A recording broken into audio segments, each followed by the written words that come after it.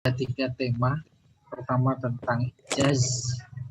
Ijaz ada 2 macam, ada ijaz qasrin, ada ijaz hazfin.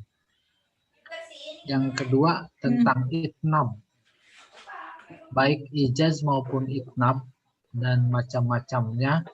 Ada zikrul khas ba'dal am, zikrul am ba'dal khas, al-idah ba'dal ibham. Ada i'tirad, ada ihtiras. Ya, itu alhamdulillah sudah lewat dengan amat sangat lancar, aman, dan sampai di bandara.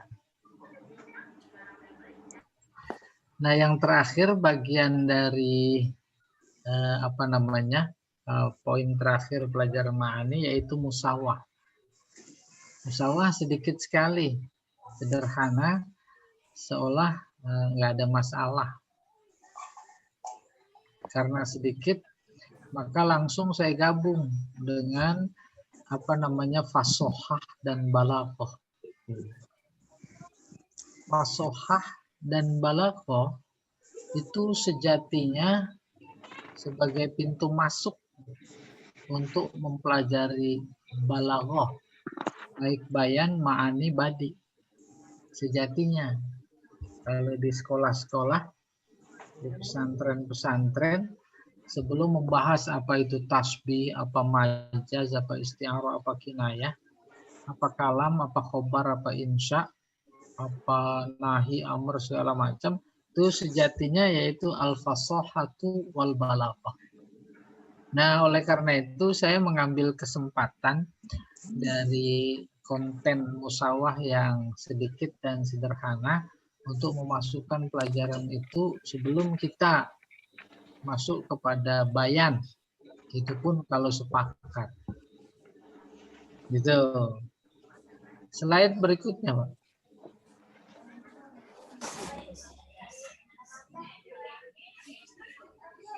Pokok bahasan atau cakupan pertemuan kita kali ini pertama tentang musawah, kedua fasohah, dan yang ketiga balaghah. Slide berikutnya.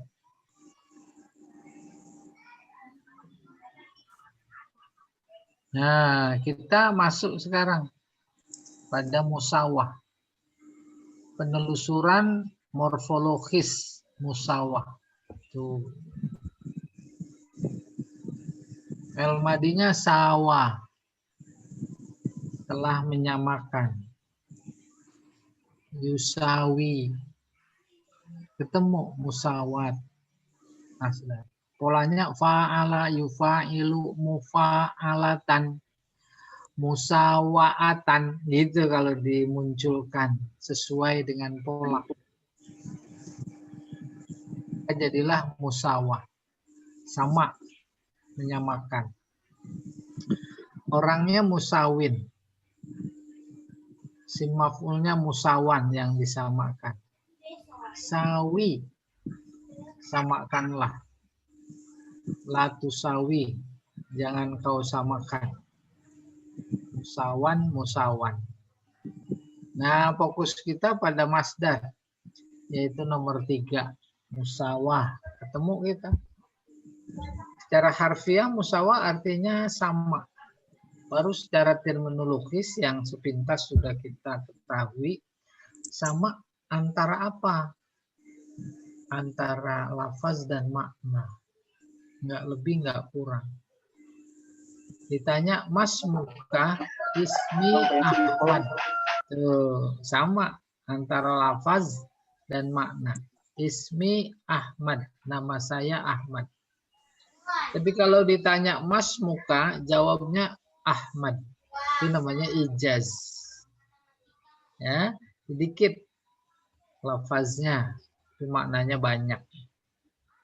Tapi ada lagi itnab.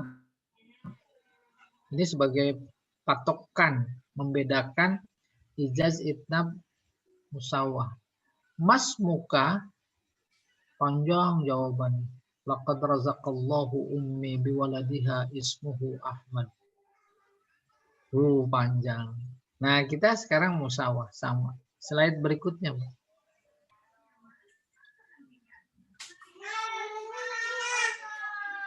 Nah ini musawah secara terminologis.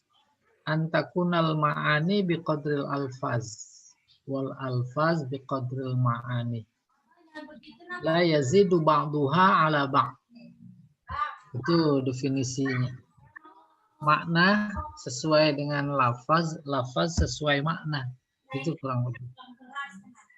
Nggak lebih, nggak kurang. Kayak pertanyaan, Mas muka ismi Ahmad. Nama saya Ahmad. Aina baituka?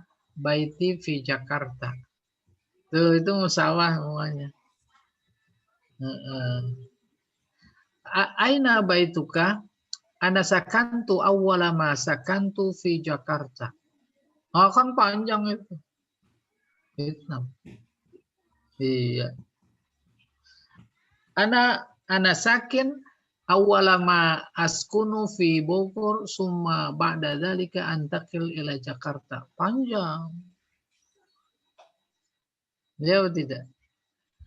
Itu panjang dimaksud tidak serta-merta kemudian aib.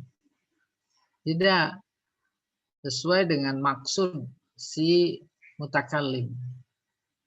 Oke, kita kembali ke musawah. Sama itu. Slide berikutnya, Pak.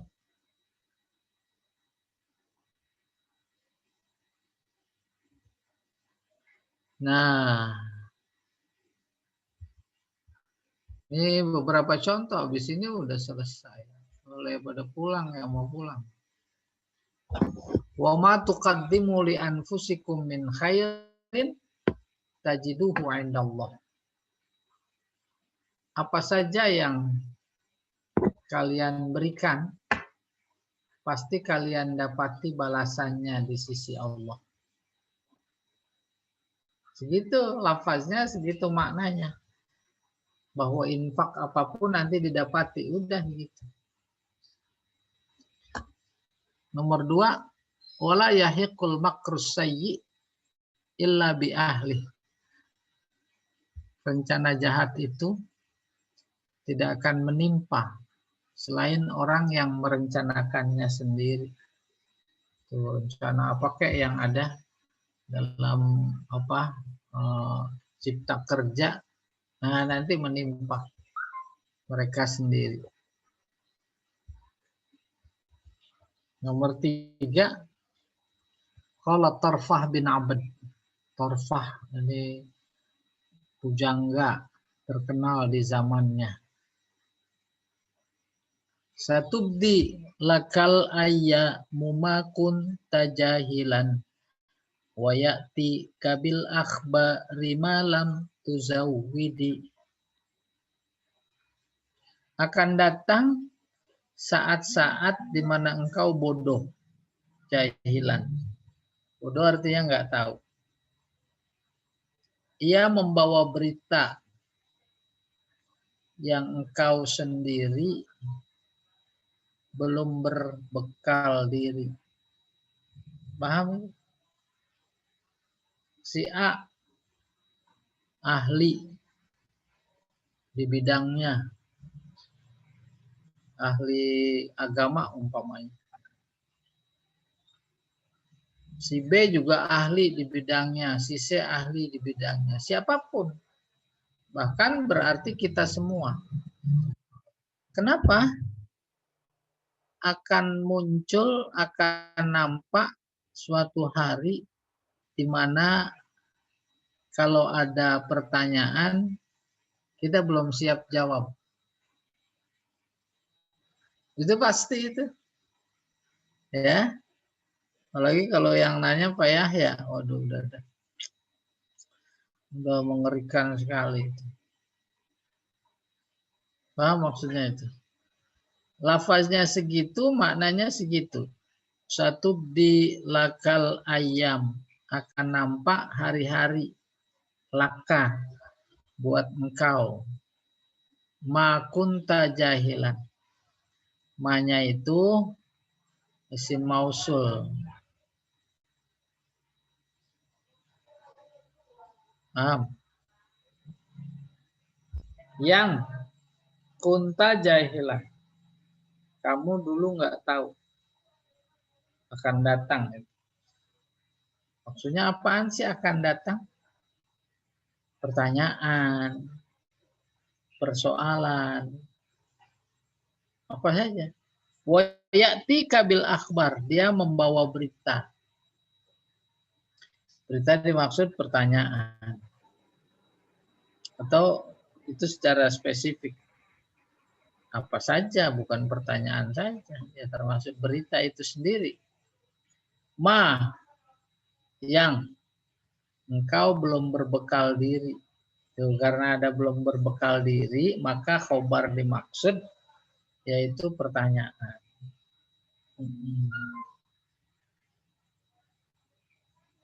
Kita tahu manusia pertama Adam.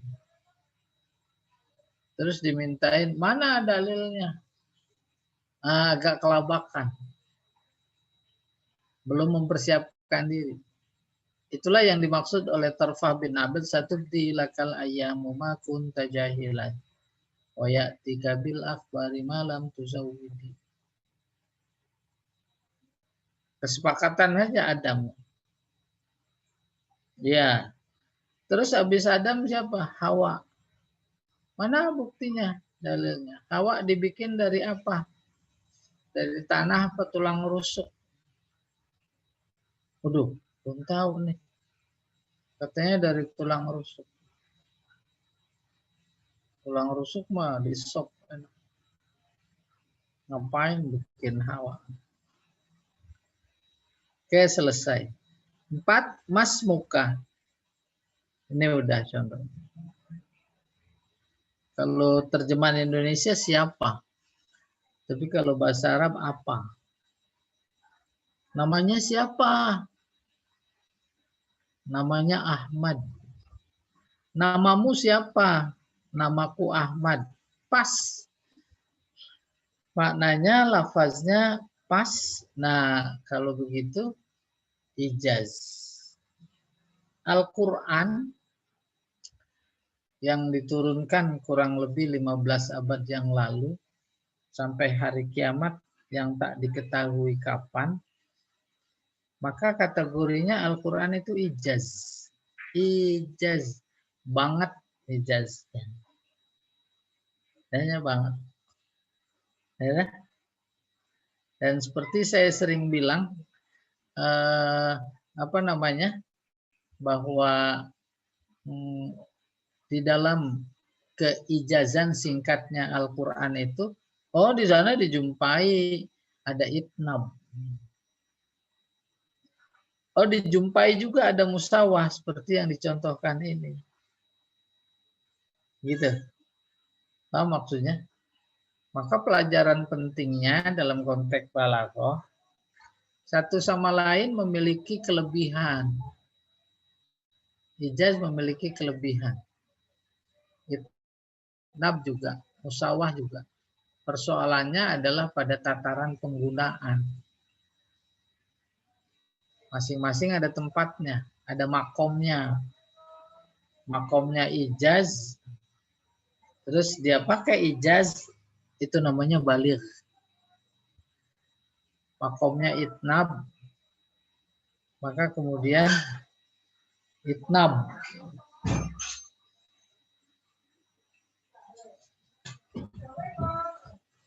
Makomnya itnab. Terus musawah juga begitu. Dia Allah a'lam bishawab. Slide berikutnya, Pak.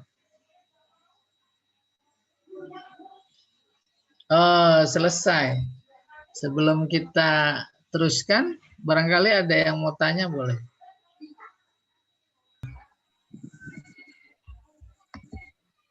Ketiga, ini al-waslu wal fasl. Yang keempat, al-ijaz. Ijaz wal itnab. Al-ijaz, sebentar.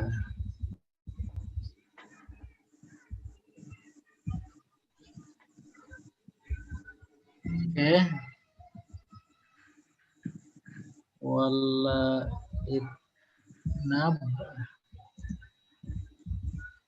wal musawah. Nih saya buang dulu.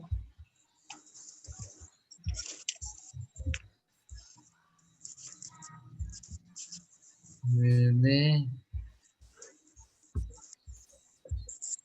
Nah, kelihatan. Ini peta konsep secara utuh terkait ilmu ma'ani. Pertama kalam. Saya nggak rinci lagi. Di sini ada khobar, ada insya, dan turunannya. Terus kosor. Ada apa namanya subtema juga banyak tentang konsep kosor, rukun kosor, macam-macam kosor, makna yang dikandung oleh struktur kalimat kosor.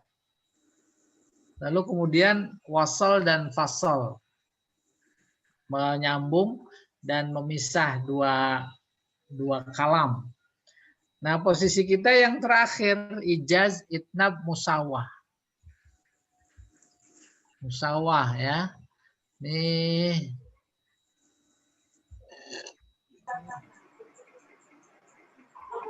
Musawah. Nah, kita konsentrasi pada musawah. Musawah sesuai dengan tema, yaitu al-alfaz ala qadril ma'ani. Ini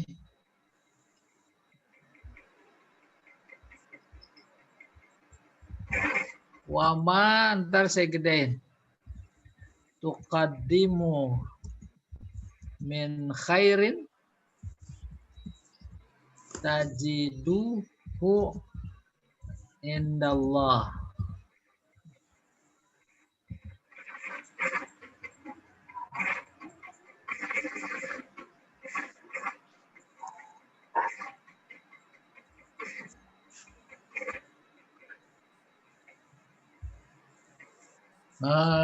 Jadi yang dipertanyakan Pak Edi, saya ulang lagi penjelasannya. Apa itu penjelasannya? Yaitu antara lafaz dan makna sama dan sebangun. Nggak lebih, nggak kurang. Saya terpaksa harus mengulang lagi contoh yang sudah berulang-ulang. Siapa namamu? Nama saya Ahmad. Coba bayangkan, bandingkan. Ketika ditanya siapa namamu, jawabnya Ahmad. Kan beda. Apalagi ketika ditanya siapa namamu, oh alhamdulillah ibu saya ngasih nama Ahmad. Nah gitu kan beda tuh. Ada panjang, ada pendek, ada sama, namanya musawah. Lalu ilustrasi lain begini Pak Edi. Pak Edi sebagai ketua panitia. Umpamanya panitia Idul Adha. Maka ada sambutan. Apa yang Pak Edi ucapkan dalam sambutan itu tak lebih dan tak kurang sesuai yang Pak Edi lakukan sebagai ketua panitia. Itu namanya musawah. Pertama, ucapan terima kasih atas kepercayaan. Kedua, alhamdulillah bersyukur binatang sembelihan terkumpul sapi sekian. Terus kambing sekian. Proses penyembelihan insya Allah setelah sholat Idul Adha. Adapun data mustahik jumlahnya sekian. Maka per mustahik akan mendapatkan setiap orang itu 5 kilo daging. Demikian sambutan saya. Assalamualaikum. Nggak lebih, nggak kurang. Itu namanya musawah. Kalau ijaz kurang dari itu kalimatnya. Alhamdulillah panitia yang terbentuk bisa melaksanakan tugasnya sesuai dengan sesuai dengan beban yang diberikan umpamanya. Demikian. Assalamualaikum warahmatullahi wabarakatuh. Tuh gitu kan. Loh kan nggak ucapan terima kasih ada, cuma nggak diucapkan. Kok nggak pakai mukodimah? Ada, tapi nggak perlu dikemukakan. Kayak begitu Pak Edi. Ada lagi yang menambahkan boleh? Apakah sama dan sebangun antara lafal dan makna itu dalam konteks Mas Muka, Ismi Ahmad itu sama sebangun antara pertanyaan dan jawaban atau bagaimana Pak Yai? Jawaban. Yang contoh, iya. Contoh ijaznya itu pada jawaban. Mas Muka, itu ya, kan ilustrasi. Terus dijawab, Ismi Ahmad. Terus diterjemahin, nama saya Ahmad. Coba bandingkan. Siapa namamu? Alhamdulillah ibu saya memberi nama Ahmad. Ya. Substansinya sama tapi panjang. Ya. Iya. Musawah ya Pak? Tapi itu tetap musawah namanya. Yang mana? Yang panjang tadi. Oh bukan, kalau panjang namanya itnab. Oh. Nah itu dia. Itu namanya itnab. Oke. Iya. Kalau dalam konteks Al-Baqarah 110 tadi, Auzubillahiminasyaitonirrajim, wa ma tuqaddimul anfusikum min khairin itu Pak. Wa ma tuqaddimu, bukan tuqaddimul. Qaddimu panjang. Li anfusikum min khairin. Oli. Li. Ya. Itu yang konteks musawahnya yang mana Pak? Antara terjemah dengan Arabnya atau bagaimana? Jadi jangan menghitung kata. Paham? Arab sama Indonesia bisa jadi beda. Tapi yang dihitung pesan. Yang dikandung oleh kalimat, oleh ungkapan. Makna dari surat itu maksudnya gitu Pak Ustaz. Iya. Nah, bahasa lain makna. Makna kan bisa jadi terjemahan, bisa jadi pesan. Makna itu seperti pernah diuraikan, makna artinya maksud. Maksudnya apa ini? Oh ya iya, apapun kebaikan yang kita berikan nanti dapat balasan dari Allah. Selesai. Nah, itu namanya musawah. Jangan dihitung kata. 1, 2, 3, 4, 5. Nanti terjemahannya juga begitu. Bukan.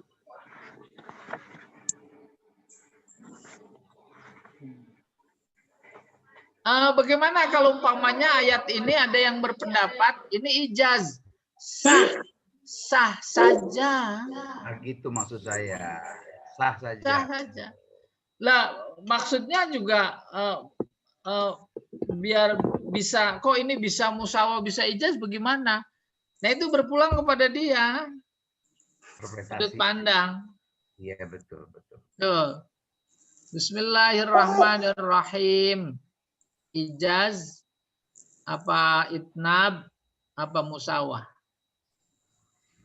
Semuanya bisa. Kok ini aja nyambung lagi online gimana sih? Paham itu kalau semuanya bisa. Itu mah itnab, kata si A. Kenapa itnab? Bismillah kan kalau di pers adanya di bi aja. Paham? Seseorang yang memiliki kedekatan diri kepada Allah, baru pengen saja, saking sayangnya Allah kepadanya, baru bi saja, itu udah terkabul. Jadi kalau sampai baca Bismillahirrahmanirrahim, itu mau udah panjangan. Tuh begitu sudut pandangnya. Tapi bagi orang tertentu, ini pas. Bismillah, dia mau menyembelih korban. Bismillahirrahmanirrahim. Tuh. Aja nih. Tuh, itu namanya musawah. Ya. Bawa HP nggak kamu? Saya beri ilustrasi. Fenomena di tengah masyarakat, kalau mau bayar zakat, tuh lihat, dibawa ke masjid itu uang atau beras, diterima oleh panitia pakai salaman segala, terus baca doa, ada akadnya lagi, diajarin itu. Bismillahirrahmanirrahim. Dengan ini saya mengeluarkan zakat fitrah untuk diri saya sebanyak sekian. Terus kata siapa itu? Kata siapa itu? Si panitia, saya terima zakat fitrah Bapak karena Allah Ta'ala, umpamanya pertanyaan model begitu. Itu ijaz, itnab, apa musawah? Musawah. Hah? Musawah. Pas betul. Musawah. Alasannya? Alasannya Dari mana sudutnya? Sudut pandangnya? karena apa namanya sesuai dengan ini Iya. maksudnya. Sesuai dengan lafaz, sesuai dengan Maksudnya. maksud. Iya. Terus dengan sikap kayak begitu termasuk musawah apa termasuk itnab? Kalau dengan masih banyak peluang-peluang sehingga setiap orang bisa mengurai, menentukan ini itnab apa ijaz, apa musawah. Apalagi ketika penyembelihan kurban, tuh disebutin, dipoto lagi, seolah-olah kalau nggak disebutin nggak sah, seolah-olah gitu. Nah itu kan panjang. Lalu kemudian fenomena teknologi sembelih ayam. Sekali sembelih 100. Harus baca bismillah. Apa setiap satu bismillah? Padahal pakai mesin. Yang mau setiap seekor itu baca bismillah, oh silahkan. Tapi kalau dibaca satu dengan niat semua bisa apa enggak? bisa juga. Siapa nih tukang ayam sini? Tuh, gitu. Ya, oleh karena itu bisa jadi satu ayat itu menjadi 3 kategori. Kayak model bismillah. Ini ijaz sekali. Al-Quran kalau diperes tuh adanya di Al-Fatihah. Al-Fatihah maknanya maksudnya kalau diperes adanya pertama, kalau Muhammad Abduh cenderung bilangnya di Alhamdulillah, itu ketauhidan. Satu bilang di iyyaka na'budu wa iyyaka nasta'in. Itu udah kandungan Al-Quran semua. Ada lagi bilangnya di Bismillahirrahmanirrahim. Bismillah diperes lagi, ada di bi. Iya atau tidak? Nih Nabi bersabda begini. Al-Fatihatu lima quri'alah. Surat Al-Fatihah itu bermakna sesuai dengan tujuan dibacanya. Apa maksudnya? Ijaz apa itnab? Itu hadis. Apa musawah? Satu bilang musawah. Ijaz. Satu bilang ijaz. Masing-masing punya penjelasan. Bahkan nih ayat yang dicontohkan dalam buku Balaghah, wa ma tuqaddimu li anfusikum min khairin tajiduhu indallah, sebagai contoh musawah, kita masih bisa kritisi. Di sini ada ijaz tuh pada ma tuh. Ijazu qasrin. Ma itu mencakup banyak makna. Ya tidak? Tuh jadi demikian kesimpulannya. Pak Jamal, kita mau nerusin yang itu tuh fasohah sama balaghah. Ini bagaimana? Ditutup? Ditutup aja share screen tadi. Share screen-nya nggak ada ini. Warna merah. Warna apa? Kotak warna merah. Oh, stop. Ya, stop. Nah, kita kembali ke laptop ya. Baik.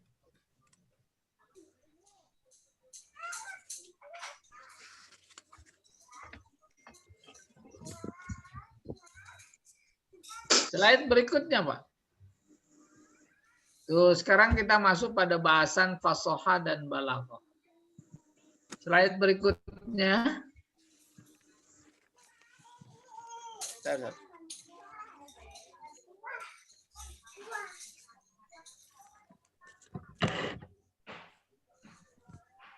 Nah, ini gambaran studi balaghah. Kita mau belajar balaghah. Gambarannya begitu. Sebelah kiri itu madkhol.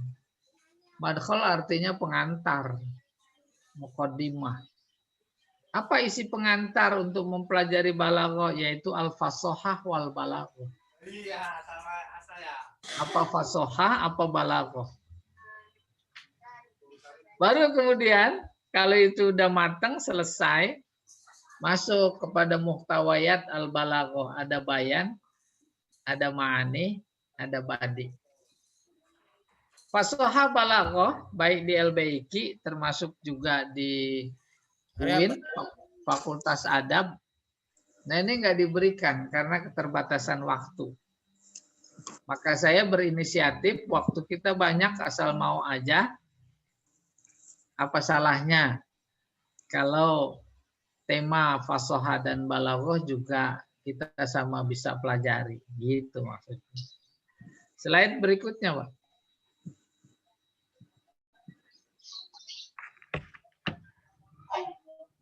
Nih dia.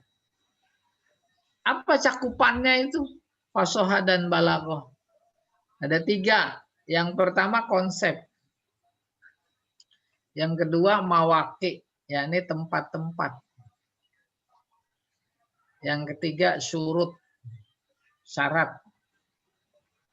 Kita masuk konsep. Dimaksud konsep apaan sih? Konsep fasohah. Nama konsep balaghah. Dimaksud tempat, tempat-tempat fasohah. Tempat balaghah. Syarat juga, syaratnya fasohah, syaratnya balaghah. Kita masuk pada konsep sekarang. Fasohah itu udah jadi bahasa Indonesia. Fasih. Ada anak kecil, umur 3 tahun, dia belajar ngomong, tapi kemudian udah jelas omongannya. Bilang makan, makan. Bilang minum, minum. Bukan cuma kan, bukan cuma mum.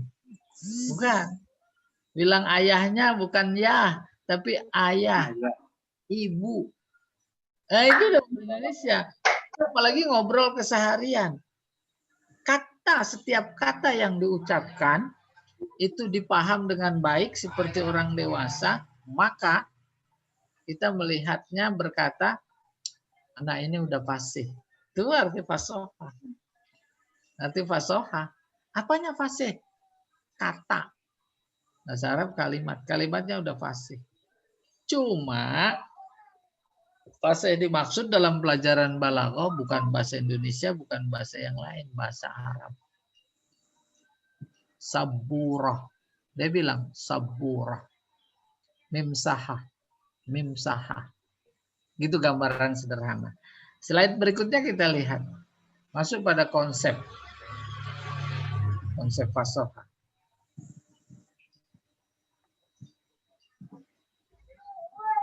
Wah. Slide berikutnya apa Tarjani? Pak Jamal yang itu, Ustaz. Ya kan Pak Tarjani juga ada. Nah, ini dia. Aduh. Nih. Mafhum al-fasohah wal balaghah sebelah kanan. Al-fasohatu lughatan az-zuhur. Zuhur jelas. Wal bayan sama jelas. Jelas dalam konteks kata-kata, omongan. Nah, itu kan udah bahasa Indonesia. Lalu dalam kalimat afsohas subhu. Subuh sudah fasih. Maksudnya zoharo. Sudah jelas. apalagi udah ada azan. Azan nggak ada, belum ada masjid. Keluar, kelihatan matahari. Absohas subuh. Udah fasih. Apa makna fasih? Jelas. Karena ini pelajaran bahasa, kalam fasih adalah makana wadihal makna. Yang maknanya jelas. Itu fasih namanya. Sahulal lafzi atau bukan sahula. Sahlal lafzi. Lafaznya jelas.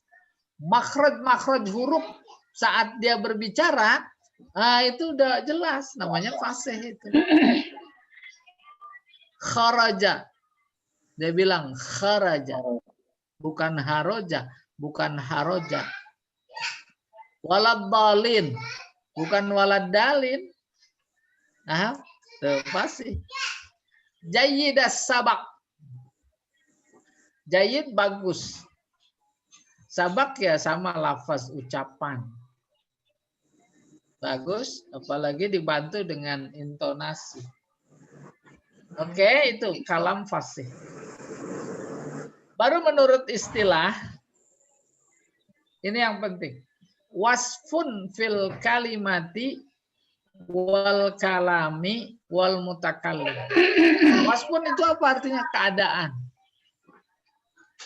Keadaan suatu kalimat atau kalam atau mutakalim. Apa maksudnya? Fasohah yang arti harfiahnya jelas itu adalah merupakan sifat. Sifat apa? Sifat kalimat. Maka kalau kita bilang kalimatnya fasih, itu benar, sah. Kata-kata itu betul. Kalimatnya fasih berarti kalimatnya jelas. Yang kedua, fasohah itu adanya pada kalam. Oh, kalamnya fasih. Dan yang ketiga, pada mutakalim. Orang itu berbicara, kata-katanya jelas, kalimatnya jelas, maksudnya semuanya paham, maka mutakalimnya itu disebut fasih. Ini sekaligus sebenarnya tentang tempat-tempat fasih. Saya coba ulangi. Fasih itu artinya jelas. Adanya di mana? Adanya di kalimat. Kalimat itu diucapkan jelas, maka kalimat itu fasih namanya. Kedua, adanya di kalam. Orang berbicara, pembicaraannya jelas. Oh, kalamnya fasih. Yang ketiga, adanya pada mutakalim. Oh, mutakalimnya fasih. Selesai. Yang sebelah kanan balaghah. Al-balaghatu artinya al-wusul wal intiha, sampai. Balaghal musafir Jakarta. Orang bepergian itu udah sampai ke Jakarta, maka balaghah artinya wasolah. Udah gampang itu. Baru menurut istilah, balaghah adalah wasfun fil kalam wal mutakallim. Keadaan suatu kalam atau mutakalim. Orang berbicara. Orangnya namanya mutakalim. Pembicaraannya namanya kalam. Muncul pertanyaannya. Kalamnya balik apa enggak sih? Nah, jadi kata balaghah itu dimiliki oleh kalam. Kalamnya balik. Kalau kalamnya balik, maka si mutakalim juga balik. Kata balaghah hanya terdapat pada kalam, kalam balik. Hanya terdapat pada mutakalim, mutakalim balik. Tapi kalau fasohah, tuh, ada pada kalimat, ada pada kalam, ada pada mutakalim. Umpamanya kita baca satu teks Al-Quran, jangan Al-Quran. Al-Quran mah udah pasti fasih, pasti balik. Dapat surat atau teks satu paragraf Wah, ini nggak balik ini. Kalam. Berarti mutakalimnya juga nggak balik. Kemungkinan kedua, oh kalamnya balik. Maka mutakalimnya balik. Tapi dari sudut pandang fasohah, ini ada beberapa kalimat yang kategorinya tidak fasih. Baik lisan maupun tulisan. Bahkan lebih dari itu dijumpai ada kalamnya yang tidak fasih. Ini memberikan informasi si mutakalim juga nggak fasih. Kayak begitu gambarannya. Ya. Baru kemudian slide berikutnya, kapan kalimat itu dikategorikan sebagai fasih, kapan kalam itu dikategorikan sebagai kalam fasih, dan kapan mutakalim itu dikategorikan sebagai mutakalim yang fasih. Itu yang dimaksud syarat-syarat. Demikian juga pada balaghah. Kalamnya balik apa enggak? Lihat dulu memenuhi syarat apa enggak. Mutakalimnya balik apa enggak?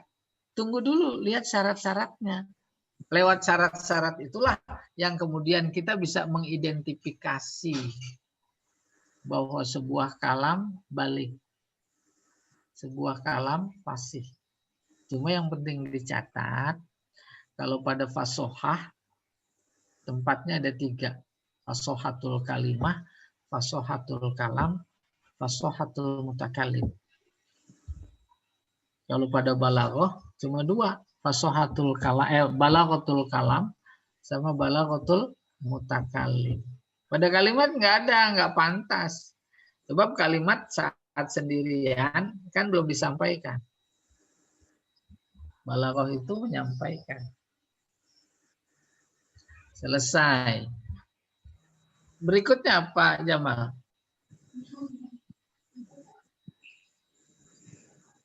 Jadi Pak Yai, kalau Boleh, ya. apakah pasti kalau mutakalimnya balaghah maka kalamnya juga akan balaghah? Kalau penyampainya dia balik, apakah kalam yang disampaikannya juga balik? Harus. Bagaimana mungkin dia dibilang mutakalim balik, tapi kalamnya tidak balik? Kalau hanya sekedar membaca, kalau kalamnya balik, tapi si mutakalimnya membaca bukan dari membaca teks jadinya. Yang salah. Salah. Bukan, pertanyaannya pikirannya salah.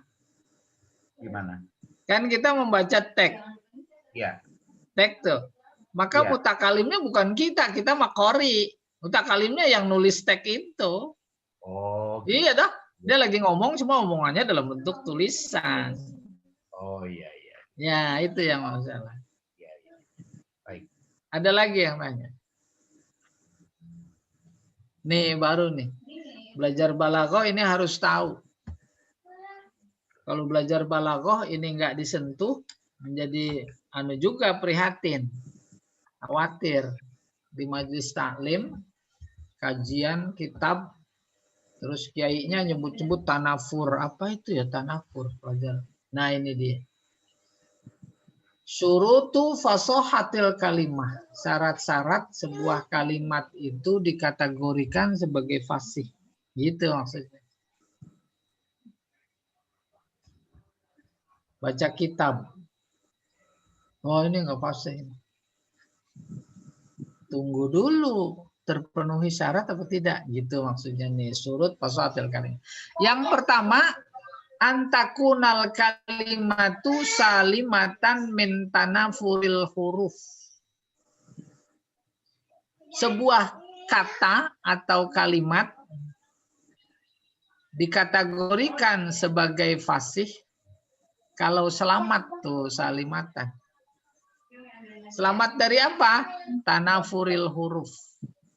Tuh ini istilah teknis tanafur huruf. Dan sampai nggak pernah dengar ini. Tanafur huruf. Nafaro artinya lari. Tanafaro artinya saling lari. Apa maksudnya? Tanafurul hurufi huwa wasfun fil kalimati.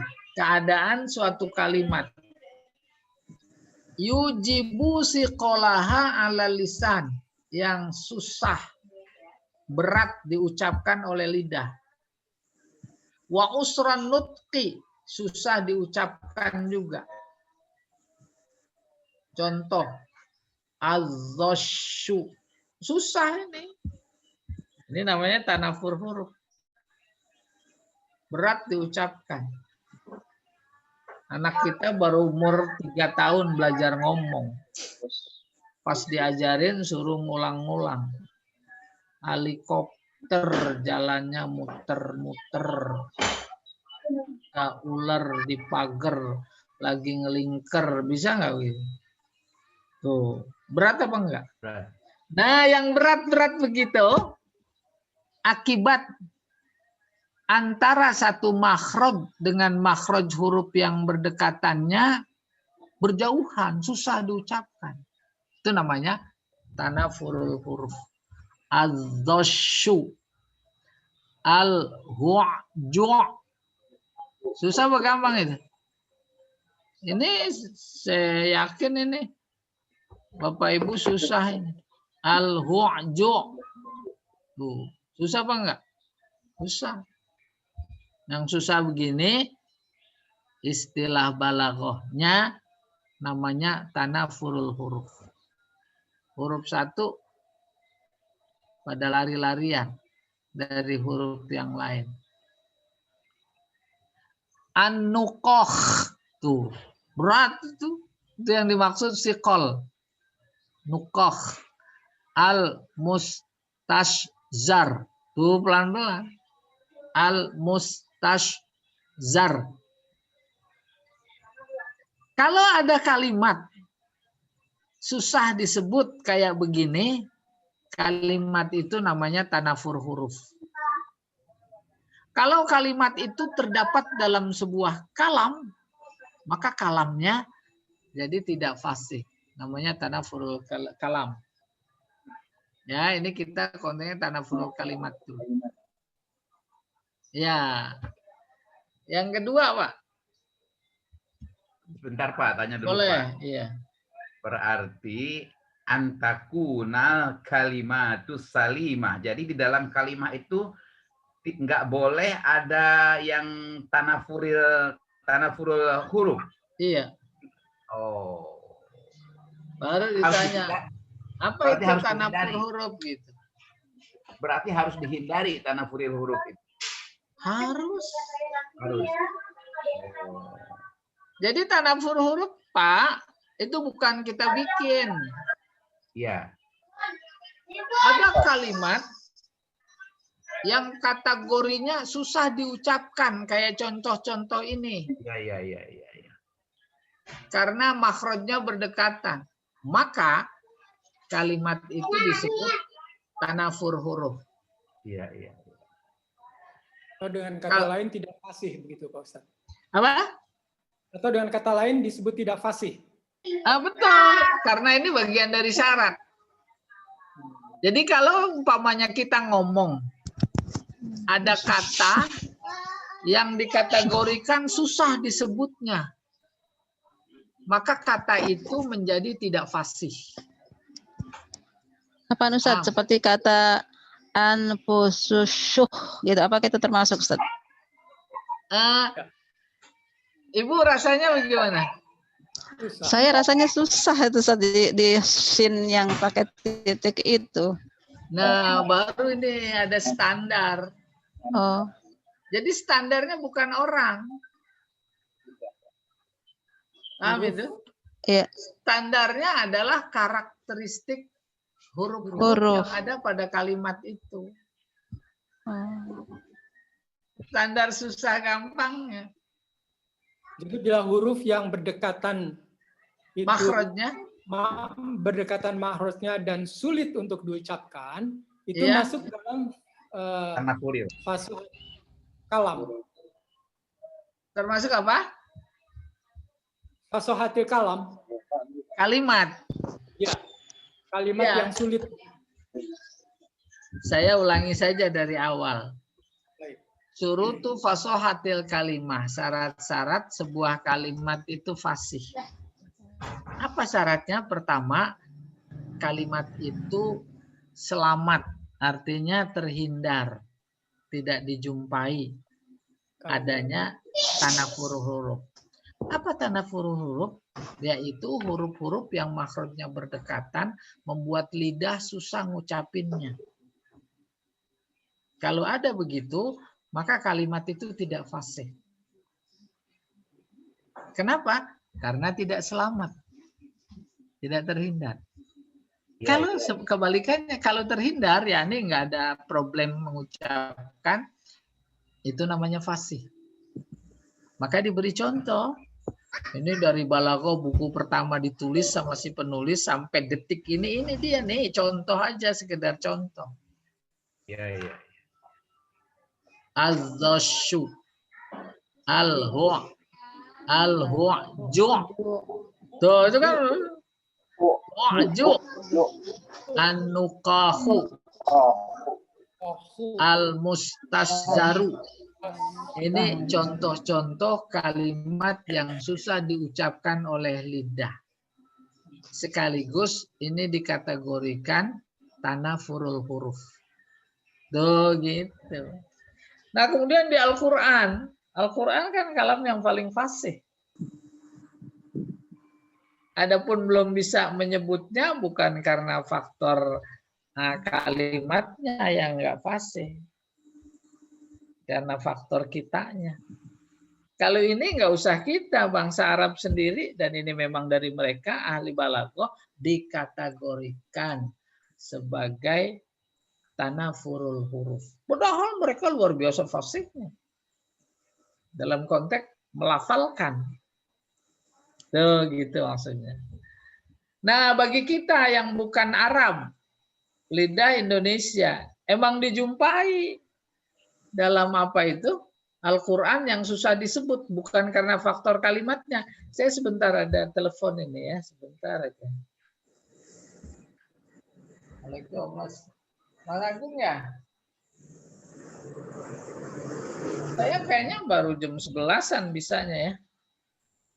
Ini masih ada Zoom. Nanti saya hubungi Pak ya. Iya. Iya benar. Iya.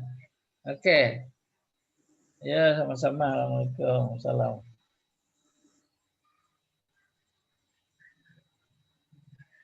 Ya, itu syarat pertama sebuah kalimat itu dianggap fasih kalau dia selamat. Nah itu, selamat dari tanafur huruf.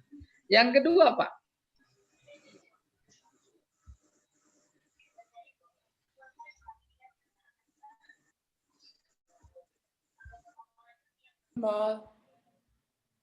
Halo? Pak Jamal lagi ngopi. Iya, nggak apa-apa. Pak Jamal lagi nyeduh kopi dulu, Ustaz. Lanjut. Bebek seduh bilangnya. Lanjut, Ustaz. Ya.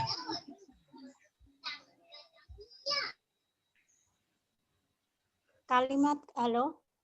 Nih dia nih. Yang kedua, kalimat itu selamat dari mukhalafatil qiyas. Yes. Mukhalafah menyalahi qiyas, analogi sorof. Ini jelaskan. Apa itu mukhalafatul qiyas? Mukhalafatul qiyas ya kaunul kalimah ghaira jariyatin alal qanunis sarfis sahih. Mukhalafatul qiyas adalah keadaan suatu kalimat yang tidak berjalan sesuai undang-undang sorof yang benar. Mana contohnya? Seperti jamaknya buk. Buk itu trompet ya. Dijamain bukot. Nah ini nggak pas. Kenapa? Menyalahi kaidah sorof. Ada ditemukan di dalam sebuah syair mutanabbi. Fa iyyaku ba'dun nasi saifan lidaulatin fa fin nasi buqat. Tuh ada kata buqat. Wa tabul. Seharusnya bukan buqat tapi abwaq. Abwa. Oh, bukot. Itu menyalahi kaidah sharaf yang benar. Kalau ada kata menyalahi kaidah sharaf yang benar, itu namanya mukhalafatul qiyas. Kalau ada mukhalafatul qiyas pada satu kata, itu namanya kata itu tidak fasih. Gitu. Pak Yahya Ya. ada? Madrasatun, jamaknya apa? Hah? Madrasah, jamaknya? Madrasatun. Nah. Madaris. Madaris. Madaris ya. Nggak apa-apa. Madaris.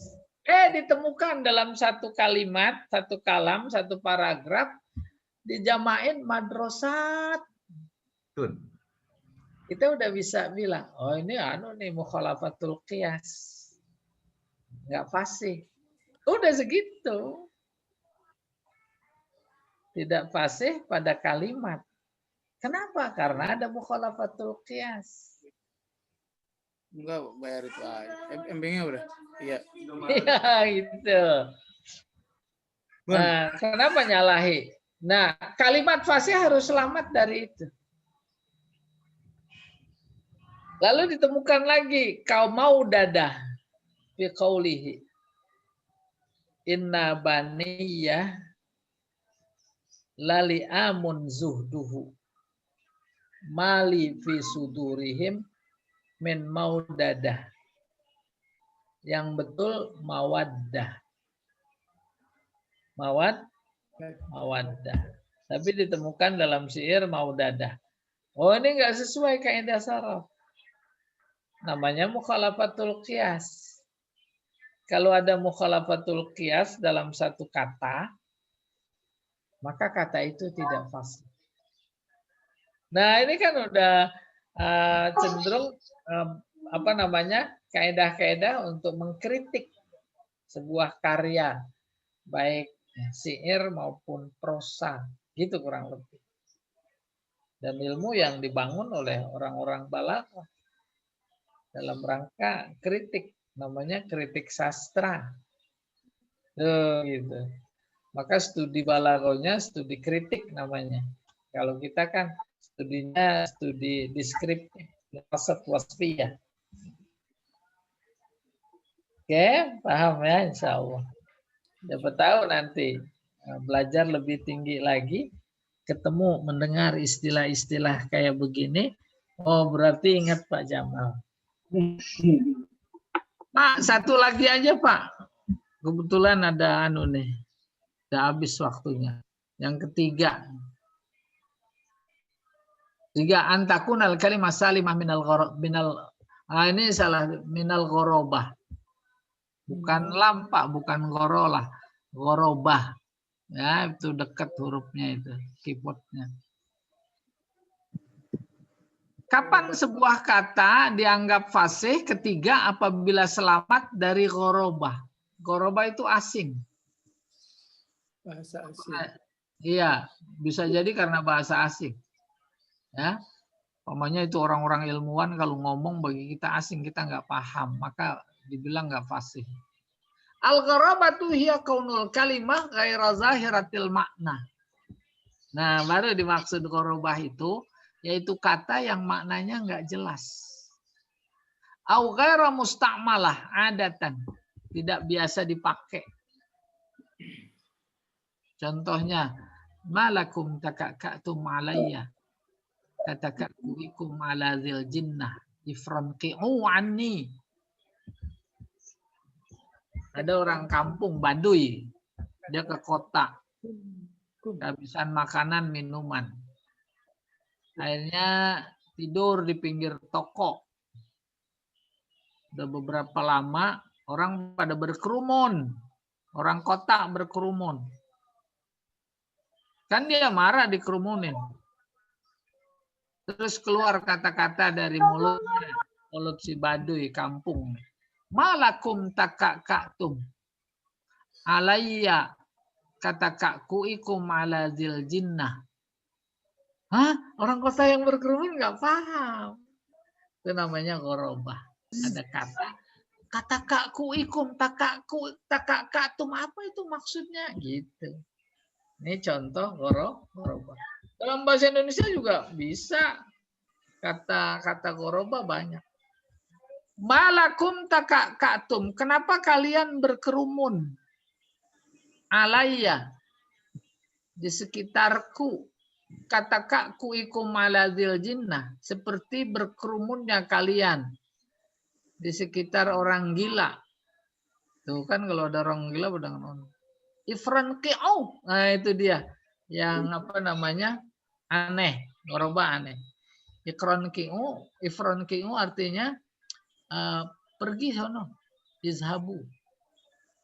Itu di bawah ada al makna lima za ijtama'tum alayya. Kenapa kalian berkerumun? Kajtimaikum ala majnun.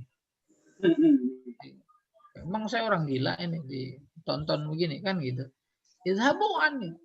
Sono jauhan, sono jauhan. Iya. Maka ketika kalimat pertama ada mukhalafatul qiyas, tanafurul huruf. Kedua ada mukhalafatul qiyas. Ketiga ada ghorobah. Maka itu dianggap tidak fasih. Dan lagi-lagi relatif ya. Contoh.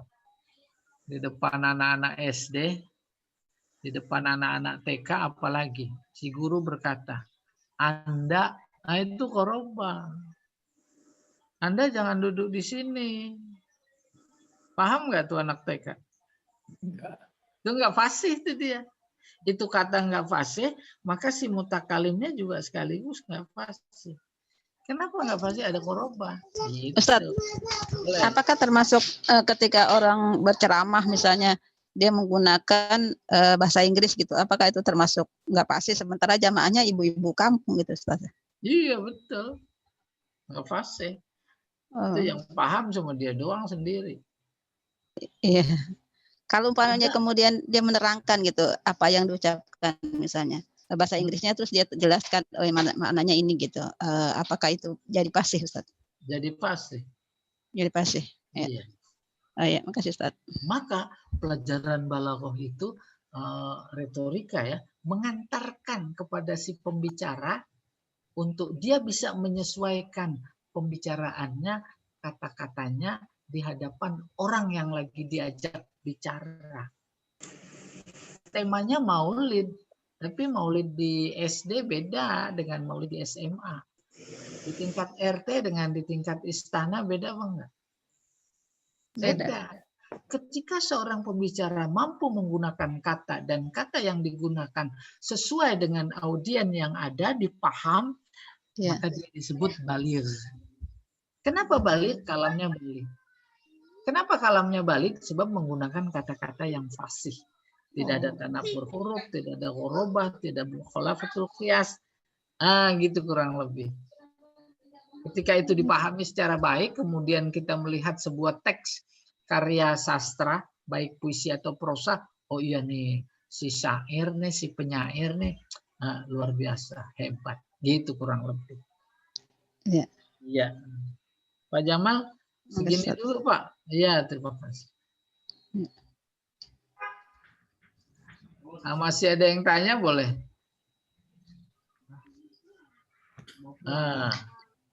Kira-kira sisanya berikutnya Pak Jamal ya. Siap. Ya. Udah. Ustaz, boleh. Iya. Saya merasa asing ketika dikatakan maulid bapak-bapak gitu, tapi menyebutnya asatizah gitu, Ustaz. Emang asatizah jamak dari ustaz juga, Ustaz? Wah, bagus ini. Saya sering kali suka kesel juga nggak belajar bahasa Arab. Para ustaz. Ustaz jamaknya 2. Pertama asatiz. Kedua asatizah. Itu jamak dari ustaz. Ya. Tapi kalau ustazah jamaknya ustazat. Iya. Iya. Oh iya. Ya, Ustaz. Ya, kan kadang-kadang suka kita dengar ya, Iya. para asatis dan asatizah. Dia juga itu. Iya. Iya. Ya, bagus Ibu. Iya, makasih Ustaz. Ini kayaknya pertanyaan Ustazah. Iya, iya. Pak Yai, bagaimana Ya. dari segi keilmuan balaginya? Katakan seseorang itu mumpuni keluaran dari pesantren lama, hurufnya bagus, balaginya bagus, tapi kemampuan untuk retorikanya tidak terlatih, tidak biasa. Jadi seolah-olah dia tidak balagi dalam menyampaikannya, padahal keilmuannya mencukupi. Gimana tuh Pak Yai? Itu mah kalau begitu mah saya jadi tersinggung itu. Bukan. Terus, ini tersinggung berat, nonjok ini mah. Enggak, ada orang yang memang dia nggak bisa ngomong seperti Ibnu Taimiyah. Ibnu Taimiyah kan nggak bisa ngomong, bisanya nulis doang. Iya. Emang nulis bukan ngomong. Maksudnya ini dalam penyampaian, Pak Yai. Itu bukan menyampaikan.